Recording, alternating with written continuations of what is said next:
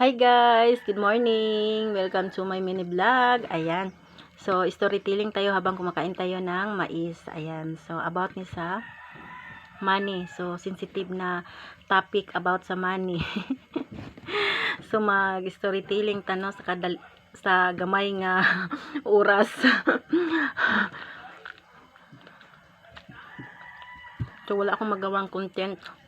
So, naisipan kong ikwento sa inyo yung buhay ko kasi mahirap naman kung ibang buhay ang ating pag-uusapan.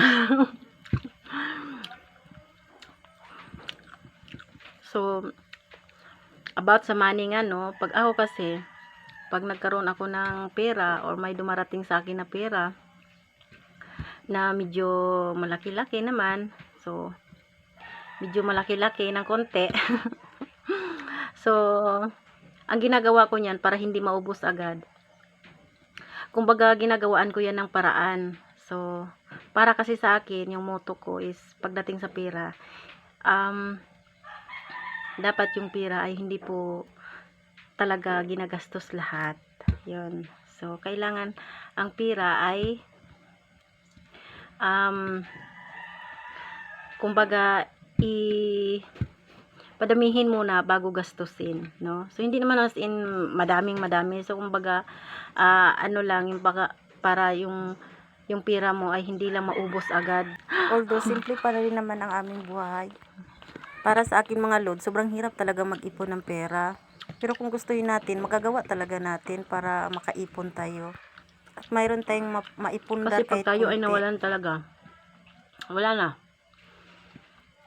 Kasi sa akin dito, ako lang, malayo ako sa pamilya ko, malayo ako sa mga kapatid ko, mga magulang ko. So, kailangan ko talagang dumiskarte, no? Dumiskarte ng sariling sikap, no? Kasi, pag ako ang nawalan, wala akong mapupuntahan talaga, kundi kami lang mag-asawa ang nagtutulungan, no? Kasi dati, sobrang hirap ang buhay namin, mga lods, no? So, sa ngayon, dito na kami sa stage na nakalampas na kami sa ganong level, no, sa buhay, na walang-wala talaga. Sa una, nung bago pa lang kami magsama ng aking mister, so, nakikitira lang kami sa auntie niya. So, mabuti na lang at mayroong mga mabubuting puso, no, na tinulungan, tinulungan nila kami. So, kung napanood ni auntie ngayon, alam niya tong story namin ng asawa ko. So, syempre, pag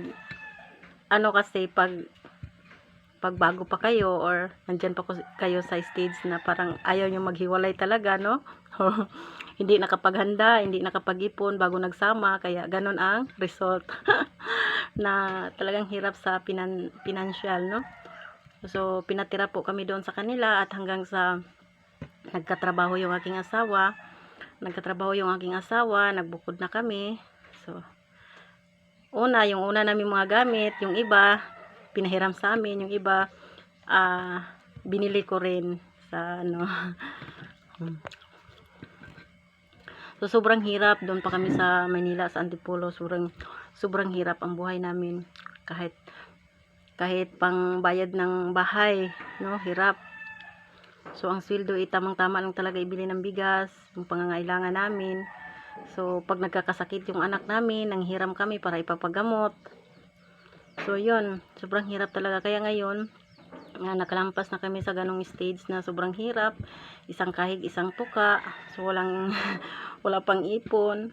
So, ngayon talaga, talagang sinisikap ko na makaipon kahit konti kasi yung mga anak namin ay nag-aaral na. So, ayun yung ko talaga na kahit konti, mayroon ka talagang maitabi para sa future ng mga anak, sa amin lahat, aming pamilya, para kahit paano mayroon tayong madudukot. So, ayun, may time pa nga na nung umuwi na kami dito sa probinsya, yun, bigas or nanghihiram ng bigas sa aking biyanan kasi yun nga, kinukulang yung aming budget o yung income sa aking mister, sa kita niya sa pag-rubber. So, yun, sabi ko sa isip ko, paano kaya kami nito makakaipon, paano na pag nag-aaral na yung aming mga anak. Pero talagang God is good talaga, talagang mayroong dumarating talaga na mga pagkakataon or opportunity na magkakaroon po tayo ng idea, na magkaroon po tayo ng ng source of income.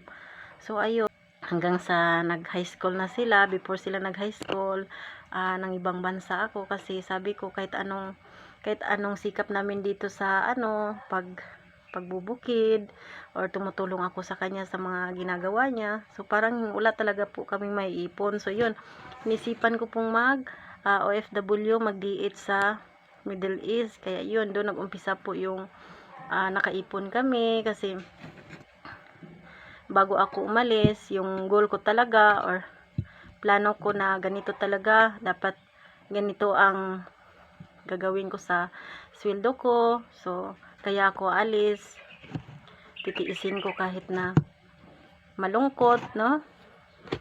Kasi maliit pa yung aking anak that time. Tapos yun, tiniis ko talaga. So 2 years siguro yung anak ko bago ako umalis papuntang abroad. So sabi ko, ganito dapat mangyayari sa sweldo ko, tiisin ko talaga para matupad ko yung aking mga pangarap, yung aming gusto naming bilhin, makaipon kami, kasi mag high school na nga yung aking anak.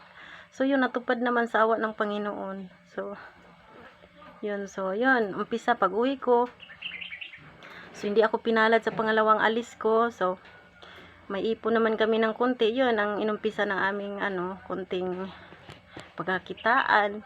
So yun, ngayon hindi naman kami as in talagang mapira, yung tamang-tama lang talaga, na hindi kagaya dati.